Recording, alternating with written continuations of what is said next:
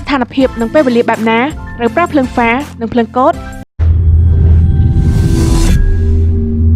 ការយល់ដឹងឲ្យបានច្បាស់លាស់ពីការប្រើប្រាស់ភ្លើងសញ្ញារថយន្តចាំបាច់ត្រូវយកចិត្តទុកដាក់សម្រាប់អ្នកបើកបររថយន្តដើម្បីធ្វើឲ្យការបើកបរដំណើរការដោយរលូននិងប្រកបដោយសុវត្ថិភាពការយល់ដឹងពីការប្រើប្រាស់ភ្លើងសញ្ញារថយន្តមិនត្រឹមតែមានប្រយោជន៍សម្រាប់អ្នកបើកបរផ្ទាល់នោះទេដោយឡែកសម្រាប់អ្នកប្រើប្រាស់ដងផ្លូវទាំងឡាយក៏គួរតែយល់ដឹងដើម្បីបង្ការគ្រោះថ្នាក់ដែលអាចកើតឡើងដោយចៃដន្យនោះភ្លើងសញ្ញាទាំង4ដែលអ្នកបើកបររថយន្តគួរសិក្សាស្វែងយល់1ភ្លើងហ្វា